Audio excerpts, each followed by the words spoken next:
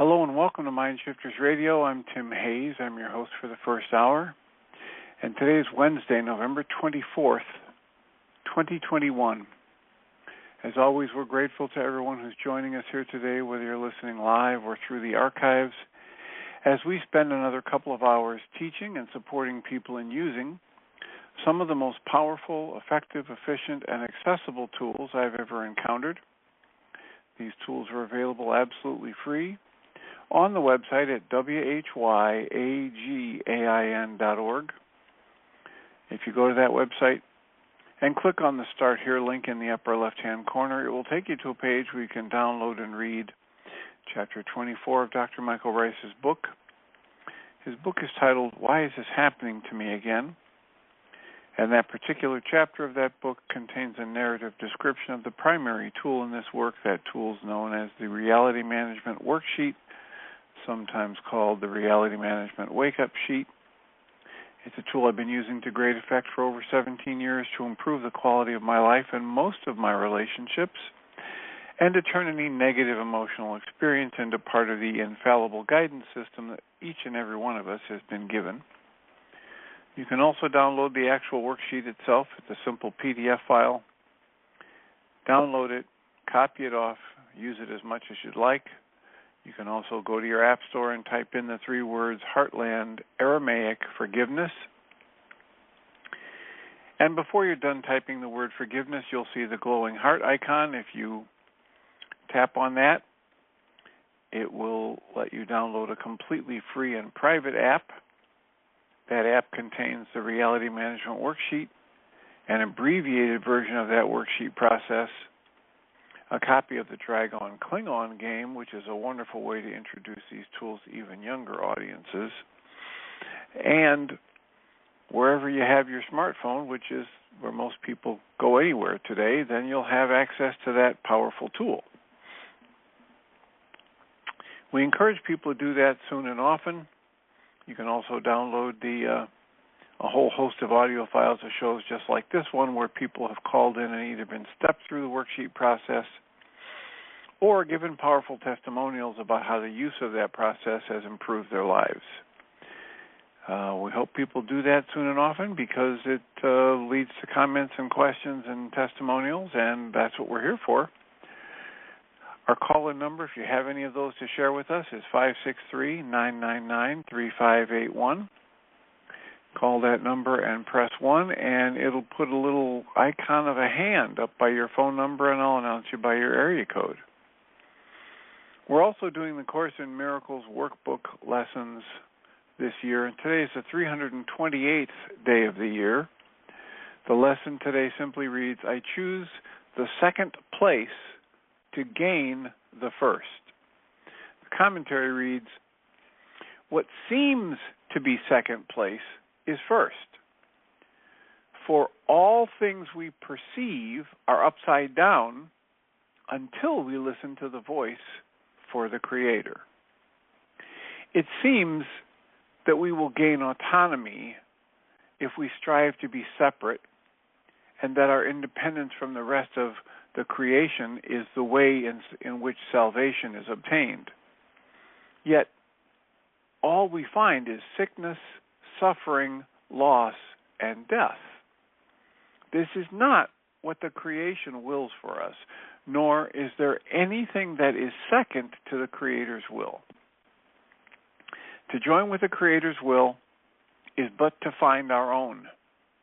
And since our will is the same as the Creator's, it is to the creation that we must all go to recognize our own will. There is no will but yours, Creator, and I am glad that nothing I imagine contradicts what you would have me be. It is your will that I be completely safe, eternally at peace. And happily I share that will with you, Creator, that you gave me as part of me. Pam Grout's Course in Miracles experiment lesson for today is titled, What's Possible is Far More Important Than What Is. She quotes Gloria Steinem, who said, Without leaps of imagination or dreaming, we lose the excitement of possibilities. Dreaming, after all, is a form of planning. Pam writes, we have a choice. We can place our attention on what is, or we can dream of what can be. By placing our attention on new possibilities, we animate a completely different future. Here are the headlines that I like to envision. New Ebola cases in Africa fall to 0. U.S. Democrats and Republicans hug it out on the Senate floor. The Middle East celebrates 10 years of peaceful coexistence. Snow returns to Kilimanjaro. Pam Grout appears on Super Bowl Sunday. So what will you imagine? What will you project into the future positively? As usual, we have about 50 minutes left. 563-999-3581 is our phone number. Give us a call and we can have a conversation. I had a quote to read from yesterday that I didn't get to. The quote is, "The greatest sources of our suffering are the lies we tell ourselves." That was from one of Bessel van der Kolk's teachers. The greatest sources of our suffering are the lies we tell ourselves. And in line with that, in a way, is the Richard Rohr's daily meditation. And the meditation today is about how even back at the time of when the Gospels were written, or the scrolls that gave rise to the Gospels were written, there was knowledge of what Jung would call shadow work. And what Richard Rohr describes in this email is how Jung's concept of the shadow was present in the teachings of Yeshua, or Jesus.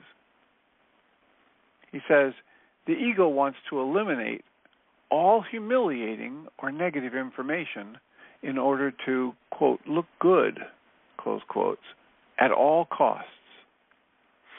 Jesus calls this self an actor, a word he uses 15 times in Matthew's Gospel, though it's usually translated from the Greek as hypocrite. It really means mask or persona. The ego wants to keep us tied to easy and acceptable levels of knowledge. It does not want us going down into the, quote, personal unconscious, close quotes, or in Jung's term, our shadow self. The shadow includes all those things about ourselves that we don't want to see, are not yet ready to see, and or we don't want others to see. So we try to hide or deny this material in ourselves, and Jung calls it the shadow.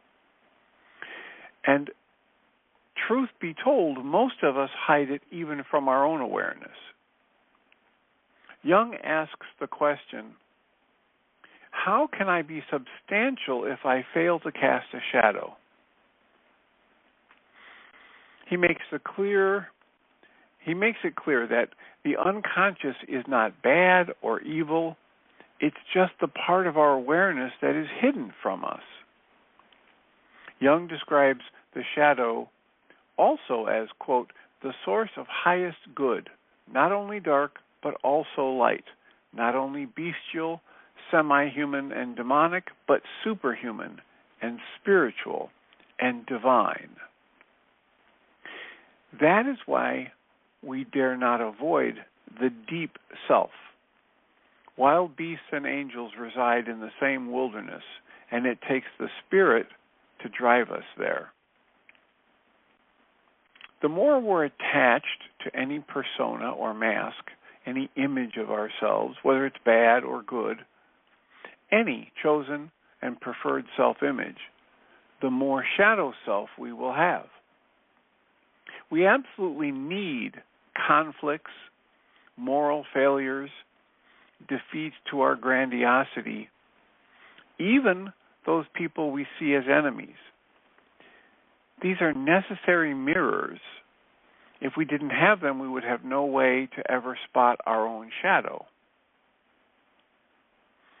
Even if we only catch a glimpse of such shadows, that may offer graced insight and a moment of inner freedom.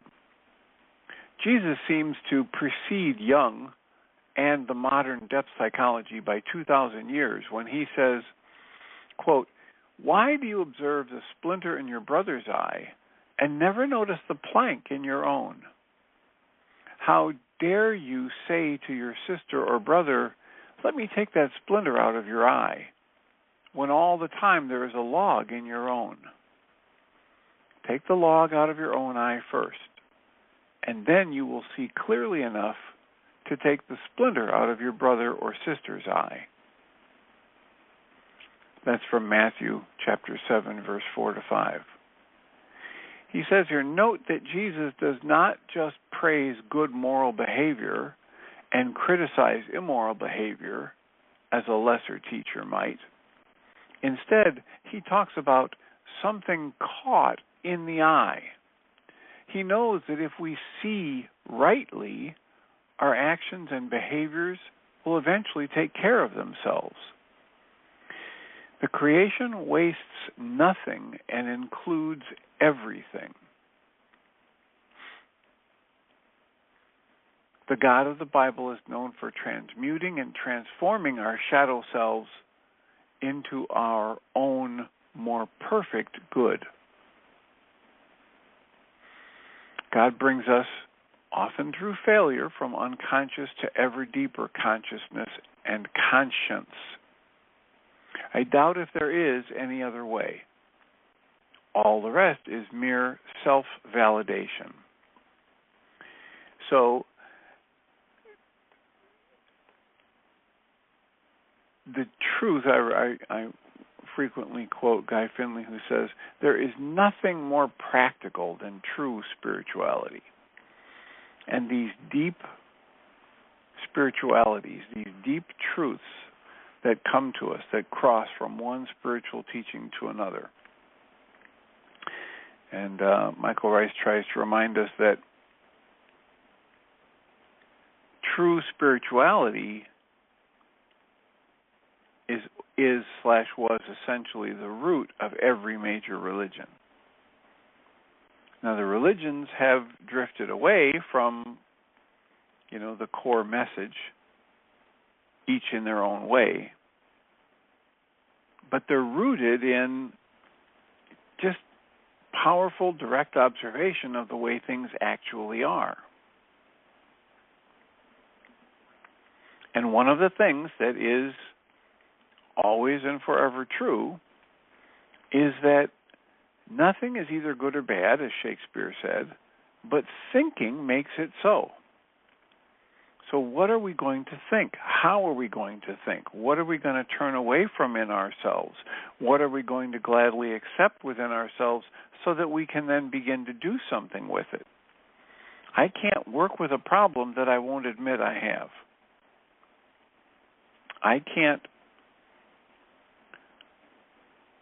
as this quote from the Yeshua teaching says, I can't take the splinter out of my brother or sister's eye if there's a plank in my own, if I can't see clearly.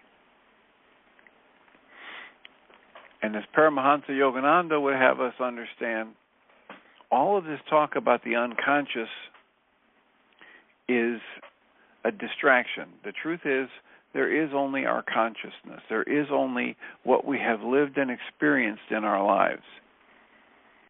And we have this experience of life that is our consciousness, and we have parts of it that we are actively willing to see and parts of it that we're not willing to look at. So the parts of that, our life experience, our thought process, our past actions, that we are willing to see is what we call our consciousness. And anything that we are not willing to look directly upon and experience is that material that many today call the unconscious.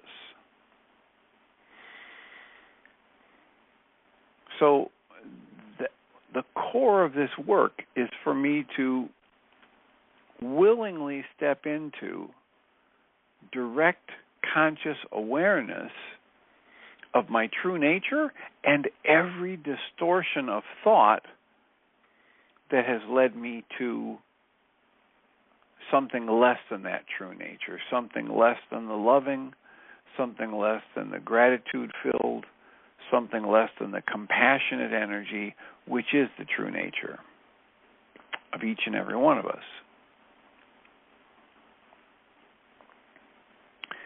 So, we've got about 42 minutes left. Time for a question, conversation, a worksheet, a mind shifter, an explanation of any of the various tools. How can we support you? What's on your mind today? What would be of value for you to spend the next 40 minutes discussing? Or if you want to get a jump on the Thanksgiving patter, what's your gratitude list for today? What are you thankful for? I recently reviewed a program that an Australian-American inventor put together to try and help people quit drinking alcohol. And he claims that he was compelled to do this because the research shows that AA is very ineffective and alcohol treatment programs are the least effective, and trying to quit on your own is very ineffective. And one of the things he talks about is the honesty that's needed. And he talks about how if you find a way to connect with a community that's of like mind, and you set up an accountability program, and you put some skin in the game, which to me is basically the same as accountability, and then you get yourself a coach, and you create a life that's fun, you'll have about an 87% success rate, he claims.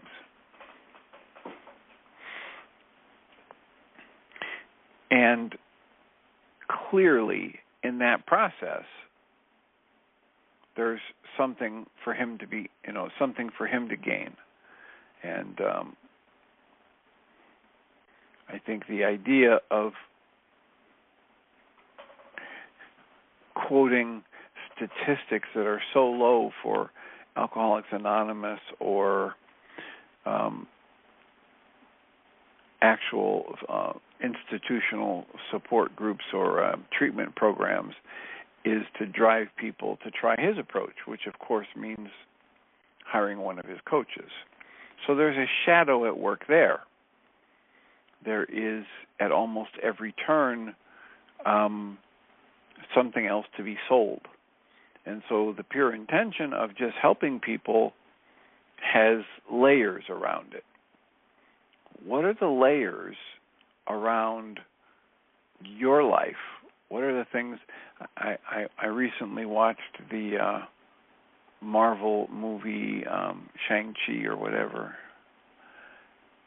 and it's all about Jung's shadow work.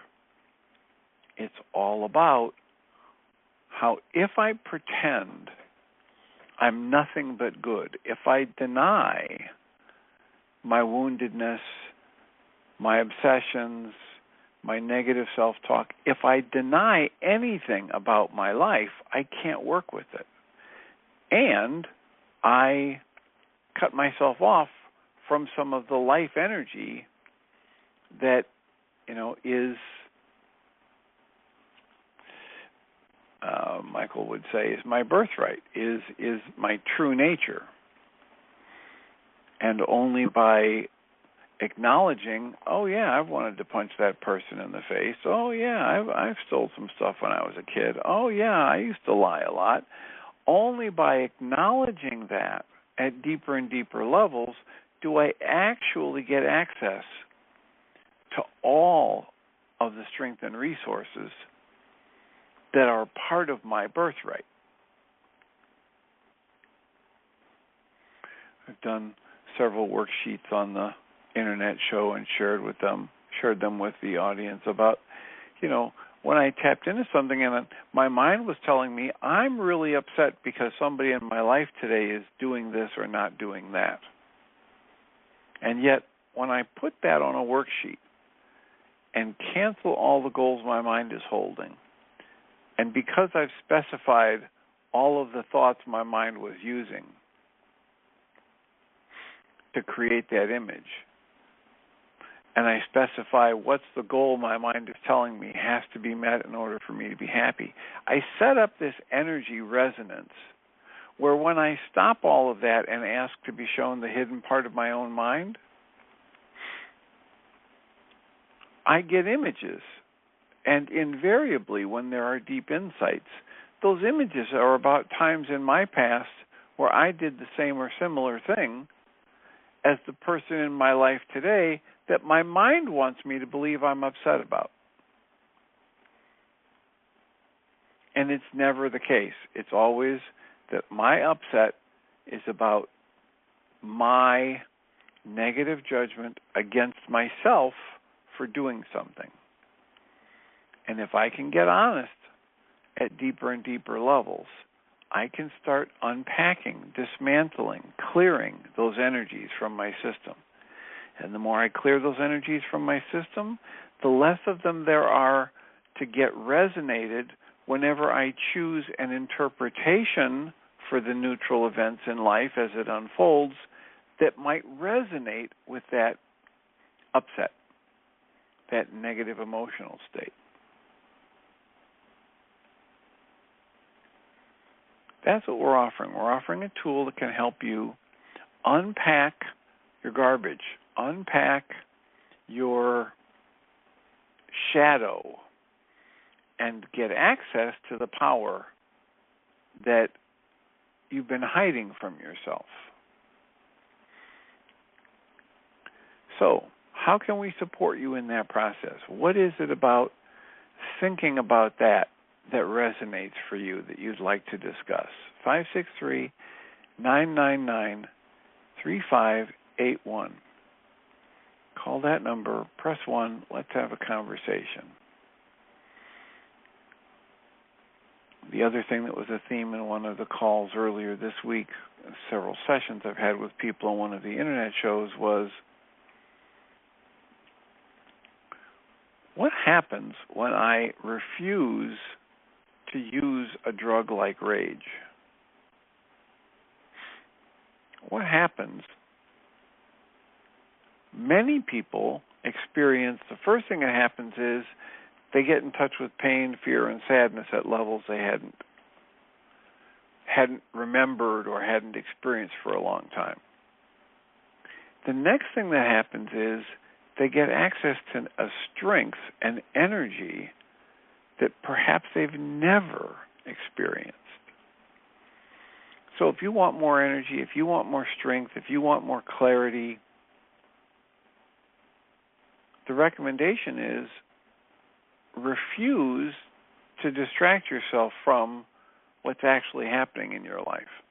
Distraction with a drug, distraction with a behavior, distraction with a procrastination or relationship. And in this case, in the category of drugs, we add to that list that most people think about as drugs, we add anger or rage. Not too long ago, it was either this year or last year, Dr. Michael Rice started talking about anger as not even being an emotion, just being a drug. Well, that, there's some way to conceptualize that makes a lot of sense. The more I work with people and they make the active choice to refuse to go to rage, which, for many of them has been a lifelong pattern, the more they experience a strength, a clarity, a stability that they'd never experienced before.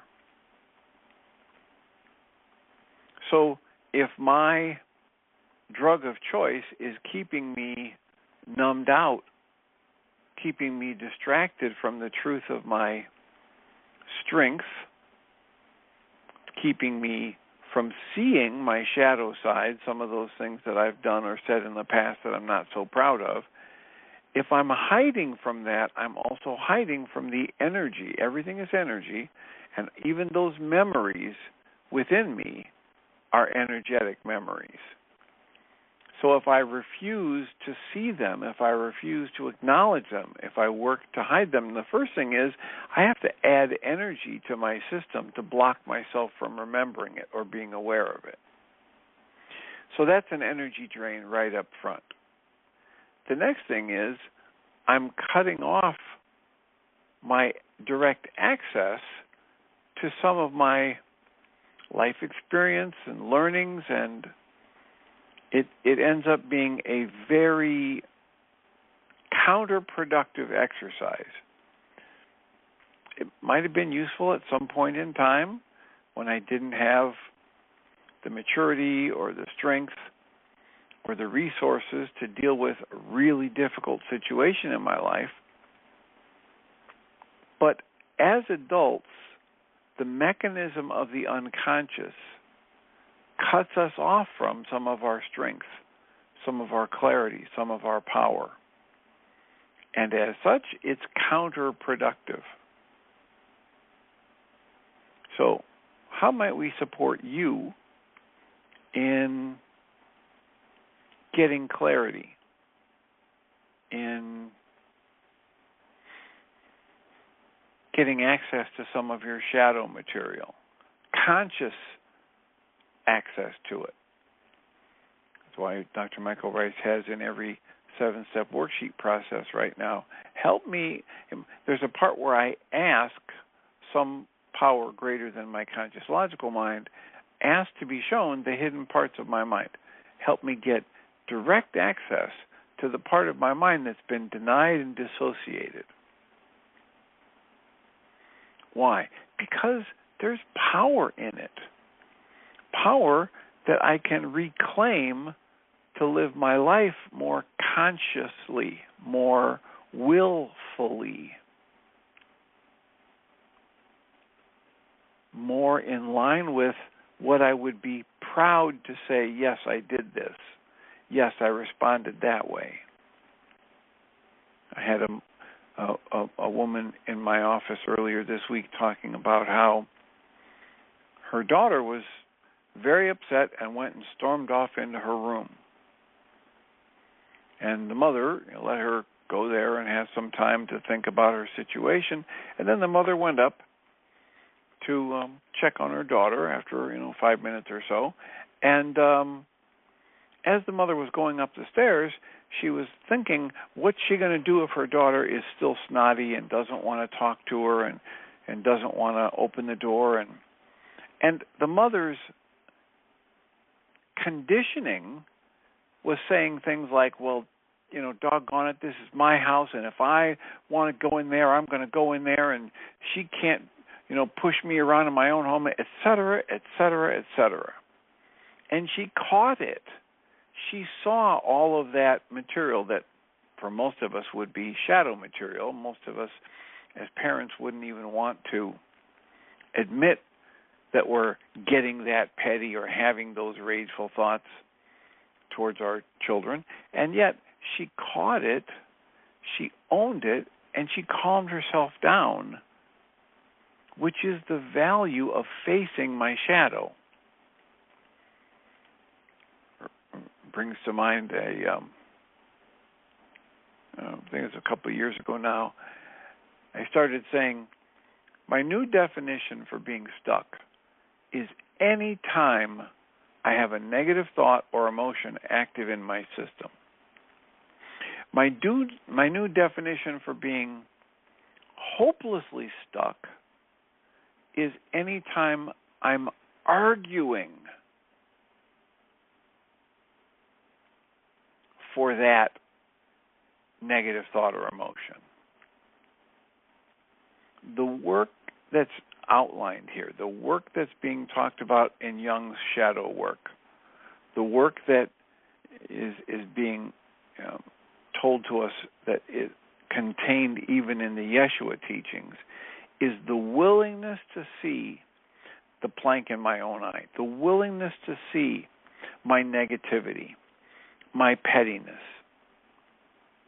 the willingness to not only see it, but admit it and step through direct action to deal with it differently. And I can't do that if I want to look good. I can't act in my child's best interest if I'm focused on trying to be a good parent, or I'm focused on what somebody else would call good parenting. If I'm worried about what are other people going to think of me. The example that comes to mind is that I was a psychologist in a small town in Illinois. We had our kids in a grade school that was walking distance, literally, like 2.5 blocks from the house. So we routinely would walk the kids to school during good weather. And it's a small town. My office is, right down the street from the school, but 8 or 9 blocks down the street on the same street. So if I'm focused on what's my reputation as a psychologist in this small town, and I'm trying to construct my actions in life based on how it's going to reflect on me, and what are people going to think about, how good a parent I am, or, if I think my child's behavior is a reflection of my parenting, then the story I'm going to tell you would have had a very different, it would have panned out very differently. At some point in the, grade 1 to 2, my older son developed what, classically would be called separation anxiety or school phobia or whatever. And all of a sudden, this bright social boy didn't want to go to school. And his younger brother, we'd get to the playground, and his younger brother would just prance off to go play with other kids, and he would be grabbing my leg. And he would have to get, pried gently off my leg and talk to, and eventually a teacher would come over, and he'd, grudgingly, with tears in his eyes, go off to be with the teacher, and we would, make a beeline for the gate to get off the grounds, to get out of his sight so that he could get on with his day. It got so bad that we ended up working with the teacher, and he doesn't go on the playground anymore. He shows up early to help the teacher in the classroom, and maybe it's the chaos in the hallways that he doesn't like. And so we did everything we could think of. And that had been going on for several months. And one particular day, his brother had to go to a doctor's appointment. And so my oldest son decided, well, if he doesn't have to go to school, I'm not going to school. And he put on the biggest, best show that this second grader could possibly put on. And he refused to get in the car, and he refused to get out of the car once I got him in, and he refused to walk up to the school. And at every point, I just gently but firmly told him, look, this is the deal. You are going to go to school today. If you go willingly, you can have your favorite lunch and you can have this and that. If you don't go willingly, you're still going to go, but you're going to lose your favorite lunch and the teachers are going to have to come out and bring you in, and there's going to be all kinds of disruptions, so you decide. Eventually, with tears, with frustration, 45 minutes after the start of school, he finally agrees to walk into the school, but then he sits down across from the office and says, I am not getting off this chair and you can't make me. And I said, okay, and I took his lunch and I gently got his coat off of him, and he grabbed a hold of the chair like, I'm not going to leave this chair. I said, okay, got his coat off him, got his lunch off him, walked around to the office, because this chair he's sitting in is directly across the window for the office receptionist. And I walked into the office, placed his coat and his lunch on her desk and said, okay, he's a flight risk, but since it's so cold outside, I don't think he'll go out without his coat.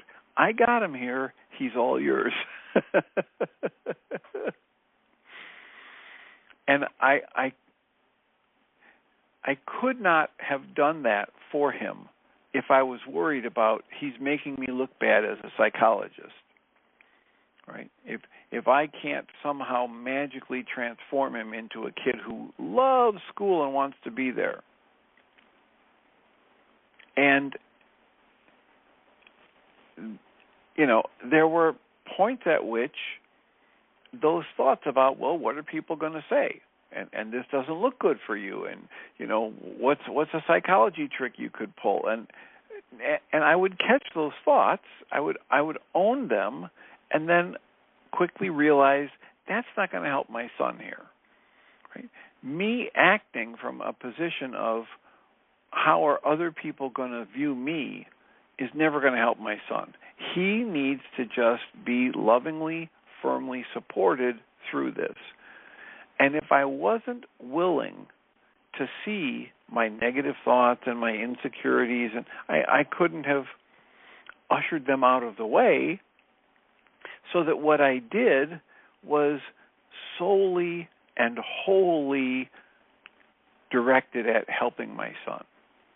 That's just another life example of how what they call shadow work is so important. And really, shadow work just means I have to be willing to step back and catch the earliest warning sign of a negative emotion, a tension, a resistance, a withdrawal, an impulse to attack that arises within my energy system, and then take a breath and turn the focus inside and acknowledge I'm creating this. So how am I creating this, and or what am I making this situation mean, so that I can get direct observation of what is the dynamic in me that's creating this distortion, this negative emotion, this urge to attack, etc. And the more clear I get about that, the better everything is going to go in my life.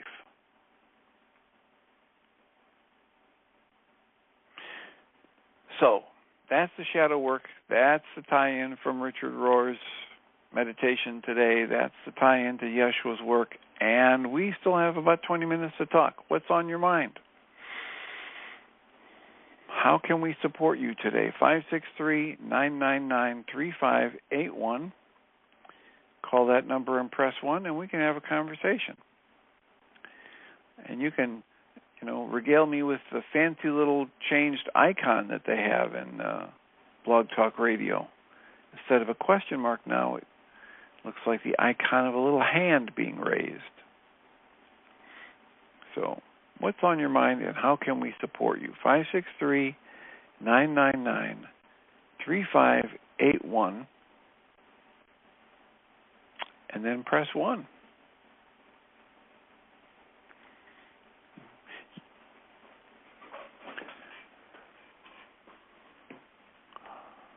Area code 610, you're in the air. Hi, Dr. Tim. Susan. Hello, Susan. Hi. I have not been calling in because we've got family here and something could happen any minute. But things are quiet right now, and I've been listening to your whole intro. Way back when you reminded us that Michael had called rage a drug. A drug. And I was thinking I've heard the phrase rageaholic, which means it's being used as a drug and we may be addicted to it. I'm assuming that anything that is a repetitive go-to response could be looked at the same way, including fear, which is my favorite. And that led me to think maybe I am addicted to fear. And it's odd. I have 3 grandsons here, a daughter. We've been having the best time. And what do? I wake up with anxiety, kind of anxiety that I haven't had in a long time. I'm thinking, what is going on? Everything is good. What's going on? So I'm just thinking, I don't know what to do with that. I did a worksheet first thing in the morning. Didn't do a very good job of it, I guess, because it's enough anxiety so I actually feel physically a little sick. And I'm thinking if Dr. Tim is right, and this is an addiction and a go-to feeling, what am I doing? And that's where I haven't gotten any further with that. Although one thought occurs to me is I did learn that grandson Jacob is being released from his program on Sunday and is flying directly to us. He'll get here around midnight. And so that has been added into the mix. That's a factor. And then I thought, I had school phobia just like your son. And my mother was great about it. She let me come home. She'd set me up. She said, if you're home, you're sick. So if you're sick, you have to be in bed. I was happy about that. She provided me with crayons and coloring books, and I ate in bed, but I was not allowed to be up and around because I was sick. And when I was better, she would walk me to school. Now, I know I've talked a lot about the punishing that my mother did, but I haven't given her credit. There's a lot of credit to be given there. One day I felt well enough to go to school. Our school was a quarter of a mile from home, and there was no second car, so she walked me all the way to school, took me to the principal's office to just acknowledge that I was, in fact, at school. As soon as I approached the school, I said, Mom, I can't do this. I can't do this. And she turned me around, and we went home. She let me spend another day, 2 days, I don't know. For me, felt like a long time, until I was ready. And then I don't remember if there was an issue or not. Suddenly it was okay. And that is the question, too, is are there any theories about where that comes from, why kids get that? That's in addition to telling you my situation at the moment. Well, let's come back to your situation at the moment. The idea about, you're saying here's your favorite miserable feeling, anxiety. Yeah. Mm-hmm. And how might that, in any way, shape, or form, be a drug? Well, remember that a drug is a poison, and that all drugs do, any drug, is, in one way or another, numb us out to or distract us from feeling something that's even worse than the poison we're ingesting. Yeah. Michael Rice says that every drug has its effectiveness because it decreases our energy, right? It lowers our vitality. Yep. That's what it is doing. It numbs us out by lowering our vitality, so we literally don't have the energy to feel the painful thing. Right. So the question isn't so much, what good is this drug doing? The question is, what's the worst impact that we are believing will happen if we don't ingest the drug or engage the behavior or generate the emotion of anxiety, etc. So that's, one of the things to explore in your activities. So, for instance, some people are raised with family or cultural beliefs that when they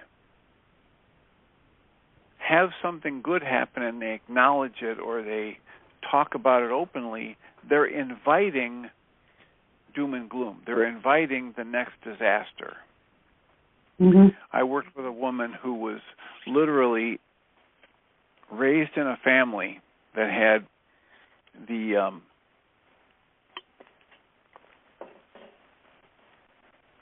it was a specific, very small town in Italy where, and this sounds weird, but this is a true story, the older women in the village would give people the evil eye. They would literally curse them. And the people in the village believed there was power in those curses. And they would reserve the curse for anybody who got too big for themselves, who was too proud, or who thought they were better than somebody else. Because the mindset of this community was, we're all just slogging along, and if anything really good happens, it's going to be followed by even worse tragedy. So literally, people in this town, of course, this family, they hid and didn't talk about anything good that was happening, and they would try and just enjoy it privately or secretly and hide the truth of it. If they had a success in school, if they did something good in athletics, they would literally downplay it or hide it, especially from these older women, because they didn't want to get the evil eye. They didn't want to get cursed. Wow. So, then 40 years later, this woman ends up in a therapist's office in America, and she's doing essentially what you're describing. She's generating terrible anxiety or doom and gloom about the future every time something good happens. So you're just saying here, the family's all here and everything's going great. Oh, my other grandson's getting out of this treatment facility. He's going to come here. So instead of riding that high and enjoying it, one possibility is that there's some part of your mind that's saying, you know what, if you get too big for your britches, if you think, if you let yourself enjoy this good stuff, you're going to literally bring on something far worse. So that's something to explore. It's akin to the idea that if you stopped worrying, your son's plane was going to crash. Right, it is. Right? It's very similar. That it was literally just your worry, your energy of worry that was keeping that plane in the air. Yeah. I can't feel the connection. I understand what you're saying. I can't feel how that applies. In fact, I realized as you were talking that I've had this habit of whenever, it's similar, I guess, whenever the moment is really good, it has to do with the passage of time. Here I'm seeing grandchildren that a couple of them that I haven't seen in months, one in more than that. And family are together. It's a time for marking time. Marking, like putting a marker on a calendar that's saying everything stops right now. This is an assessment. This is where we are right now. And it's sobering for some reason. I've always done this, even when I was much younger. And although I'm older and I can say, oh, how many years do Tim Bingham and I have left and all that sort of thing, I've done this ever since I can remember even. So there's something weird going on here that needs there is something there is something that's very powerful in your dynamic related to this. What it is, you'll uncover it eventually by doing tools, not by thinking about it. So, for instance, you might spend some time writing on a mind shifter that says it's safe and healing for me to easily and fully enjoy anything good that happens in my life, or to enjoy it with wild abandon. Right? I mean, when you find the words that are related and they'll resonate that emotional energy, and then you give yourself permission to write on it, you'll start to see your internal dynamic in this. It's part of what Jung would call the shadow. There are parts of your own mind that are generating this upset, this anxiety, that you are currently hiding from yourself. That's the definition of the shadow. Okay.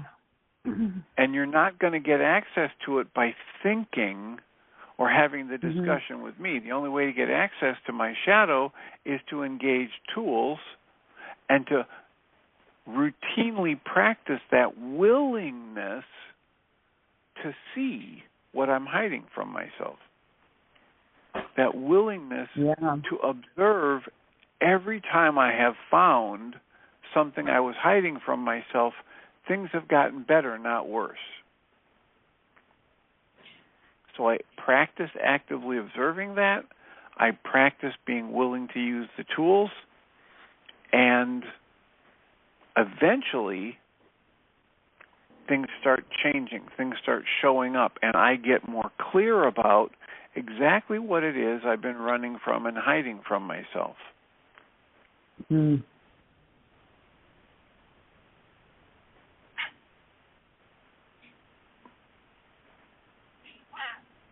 Yeah, there's a when you talked about how the unconscious really isn't unconscious, it's just the part of our minds we're not willing to look at. I can't translate it directly, but I do have this deep belief that I know how things are. I know how it is, i.e., we're all going to die. Time is getting short. All this stuff. Right. Glad you think it's funny. That's good. What's funny about it, Dr. Tim? What's funny about you know that we're all going to die? Yeah. It just reminds me of that story of the guy who was like 56 years old, and he went to the doctor, and he couldn't stand to wait, and finally the doctor comes and gets him, and as soon as he's in the room with the doctor, he blurts out, "Doctor, I just found out I'm going to die." And the doctor looks at him stone-faced and says, "How did you get to be this old and just now discover that?" Yeah, right. Well, that's true, but that doesn't make it any less terrible to me. Well, but there's the thing, right? That it for you. You've got the label on it that's terrible. That's the only thing that gives it that energy in your system.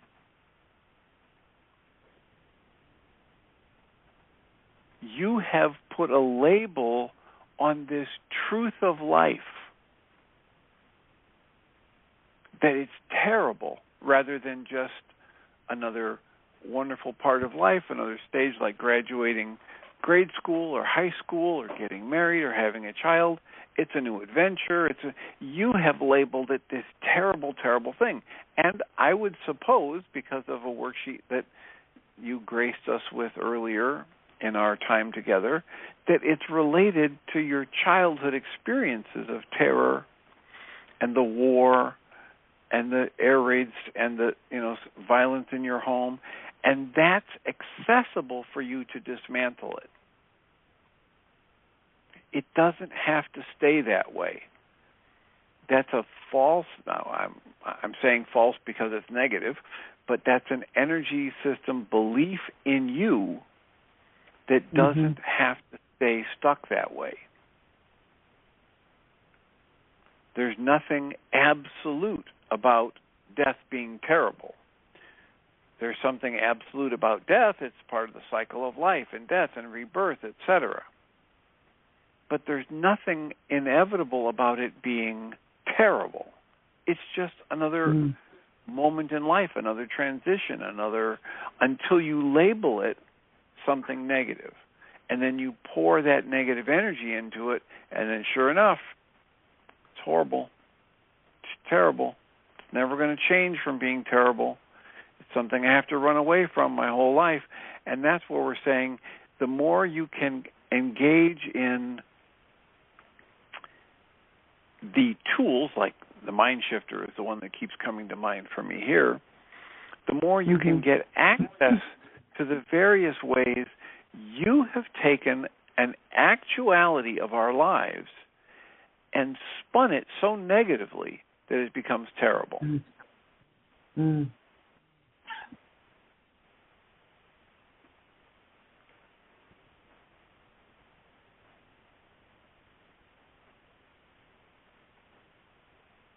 I have this picture in my head of you just took a pickaxe and whacked a rock that's been sitting in the center of my being.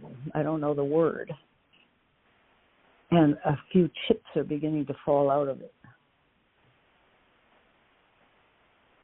I know that's a very bad image probably too, because it makes it look as if this is going to be very hard. There's nothing bad or wrong about those inside images. It's just an image. Relax into it. You just got an image. Okay. What does the image represent? Movement, a shift, a change. Okay. Yeah, it does. Something that's not possible becomes possible. Just allow it to be. Just watch where it takes you.